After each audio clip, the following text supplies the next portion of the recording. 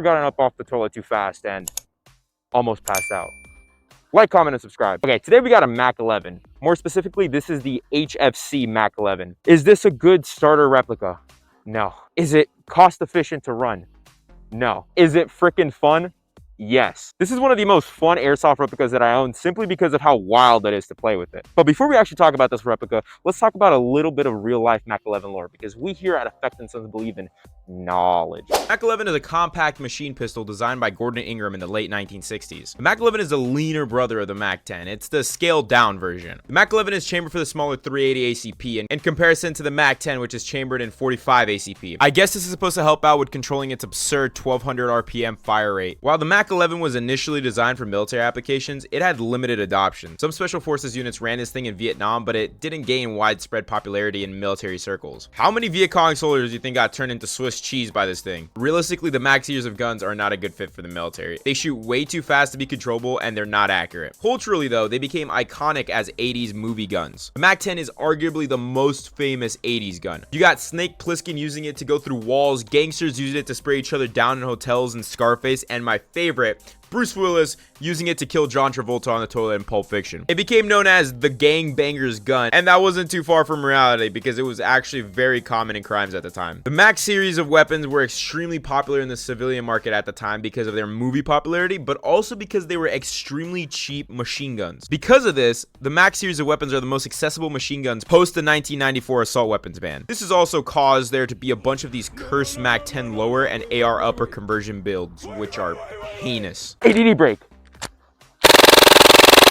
So let's actually talk about the replica, and full disclosure, I bought this with my own money. First off, this is not what the HFC MAC-11 looks like when you first buy it. Like, come on guys, I've been playing COD for like 12 years now. If you think I'm gonna run around with a default airsoft gun, you're crazy. Okay, so the default HFC MAC-11 comes in a matte black polymer, but I decided to throw on this tiger stripe camo on it. It absolutely did not work. I think it came out kind of ass, but like, ass in a good way. I also threw on this flashlight that I got from Easy Shoot for free. And side note, personal opinion, totally unaffected by the fact that it got sent to me for free.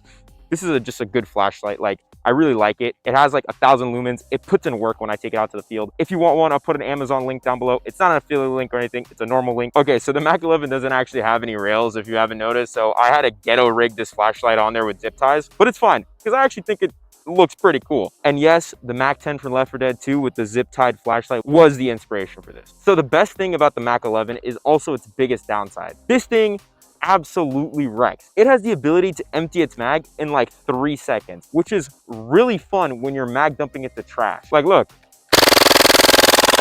Nice. It's not so nice, however, when you're in a match of airsoft and you accidentally empty the entire mag. Keeping this thing loaded is expensive. Like, yeah, the replica itself is 115 bucks, which is actually a really good price for a replica, but where they get you is the mags. Each mag is a whopping $40. You're gonna need like 3 or 4 mags to effectively run this gun. So that takes a setup that was $115 and makes it $300. So that's not so nice, but also the MAC-11 is like super inaccurate. But that's more of a flaw of it being a replica of a MAC-11. The real MAC-11 is really not that accurate because there's no way to get 3 points of contact on it or to shoulder it. Like, the stock freaking sucks. Okay, the HFC MAC-11 does have the ability to shoot in single, but you got me messed up if you think I'm gonna run this thing only to shoot it in single fire. So the actual internal design of the HFC MAC-11 is not that complicated. That's why it's so cheap. I usually get about 300 FPS out of this thing with the suppressor on it, but you can take the suppressor off, which makes it shoot at a lower FPS. It's usually like 290, but it definitely looks cooler with the suppressor on. So what is my conclusion on the HFC MAC-11? I think this is a really good replica for someone who already has a main kit that they run that's reliable and they want something that's novel and fun. I don't recommend this at all for anyone that's starting out, but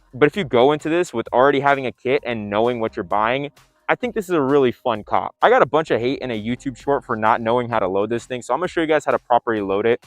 First, you're gonna wanna cock the bolt and then put the magazine in so you're not putting pressure on the internals. So that's basically it, guys. Thank you guys for watching this video. Hit that like, comment, and subscribe. If you made it to this part in the video, comment your bench PR. I wanna know. Some dude advice, always keep improving. Whatever it is, just always try to be better and try to one-up yourself the next day because you'll be better at the end of the day. That's it. Have a good day and go to the gym.